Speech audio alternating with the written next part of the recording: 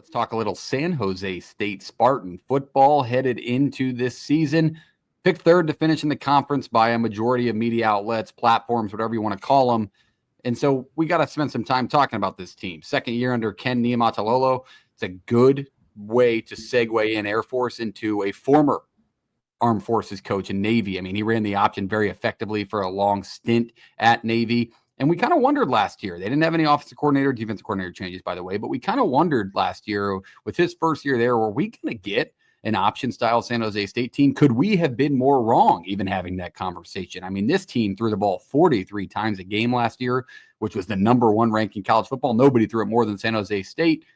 Now, there is the downside of that. They resulted in 127th ranked rushing offense, but when you're throwing the ball that often, almost 85% of their play calls that's going to take a hit.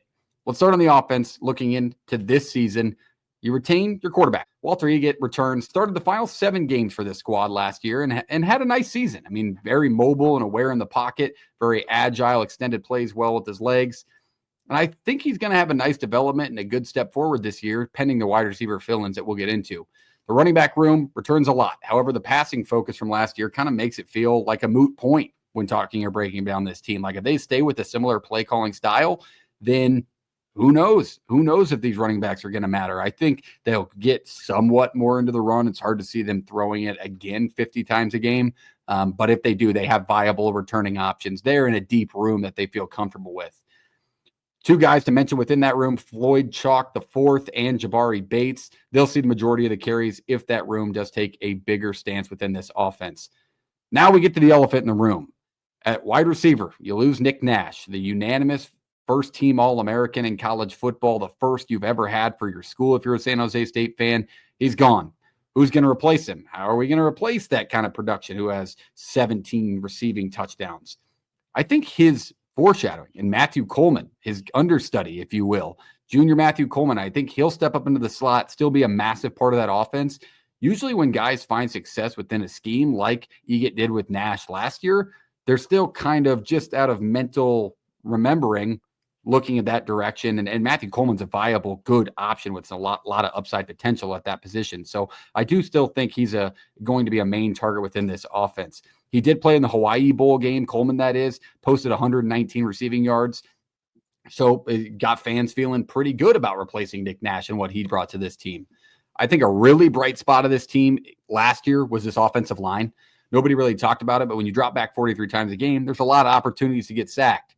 They only got sacked on 1.7% of their dropbacks last season, and they returned a couple of good pieces in this unit. I mean, it's a huge retention piece, and I think the game experience from the guys they have coming in, plus the depth that they had last year after retaining the 2 to 3 offensive linemen that had some starting experience, that this unit's going to be good overall again. On the defensive side of the ball, this unit struggled last year in some games, and that cost them a better conference record, to be honest with you. The front has some new pieces. They returned Gafa Faga, who was Mountain West honorable mention. He was a really good nose guard, and he's going to be the leader of this front. It's going to be very important for them to take a step forward on this defensive front because they had some struggles against the rush, but this is a very good guy to center that group around. The linebacker unit, it feels like a lot of G5 teams that I'm previewing have good linebacker units.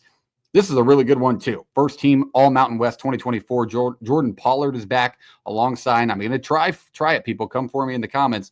Tanilia Lato, who posted 70 tackles last year. I mean, these are really 2 good guys that are going to be the leaders on this defensive unit. So if the unit takes a step forward, you got to think these guys are going to be at the head of it again. I mean, 70 tackles is nothing to blink at. That's a good chunk there. The defensive backs last year weren't given enough credit. And not because they didn't give up points, because this defense definitely did, but San Jose State was one of the best teams in the country at taking the football away. They averaged 2 a game. So if they can get some of that production back and limit some of the touchdowns they gave up, which they gave up their fair share, you think this is going to be a pretty good unit. And if they can get the guys stepping up on offense and everything meshes well, now it's kind of all adding together. If you're wondering why they were still picked in the top 3 or 4 of this conference this season while losing the unanimous All-American, it's all kind of coming together now in your mind, hopefully. The only returner in the secondary, however, is Isaiah Rivas. He'll need to get up the other guys up to speed. They brought in some transfers, so we'll see where they kind of go with that. San Jose State, overall, I think the defensive side of the ball has some lingering questions, but if the vets help the new faces, the group and the team can improve overall. I think the schedule, if you're a fan, feels decently good. You beat Stanford last year. However, you got to go play them on the road this year. And if it feels like you can stay healthy through your road trip to Texas, who's probably going to be the number 1 or number 2 team in the country at that time, I think there's 7 or 8 wins on the schedule. And again, you may say 7 or 8 wins, they're picked third in the conference. That will get you a third place conference. But I really do think we talked about it in another G5 conference where it feels like San Jose State's here, and then there's multi-steps, and that's where UNLV and Boise State are, right? Like I think there's a little bit of a significant fall off when it comes to them competing on that Boise State level, even through UNLV. So that's where I see San Jose State. Where do you guys see the Spartans? Anything I missed, Jake? Yeah, I love this team. I think it's got an awesome system. I love the spread and shred. I think it's got legitimate the spread and shred. I think it's got legitimate talent, but you mentioned like competing in the top of the Mountain West. I don't know if there's another team with a more favorable schedule in college football this year. Shit. No Boise, no Colorado State, no UNLV. So, I mean, obviously, if you're on the table, you'll see one of them probably in a conference title. But this is Colorado State's schedule last year with a more talented football team. Yes, and I think you're pretty much set at every position on this team outside of cornerback. Like I love this team. We'll probably get to them later. All right, let's talk San Jose State on the JP side.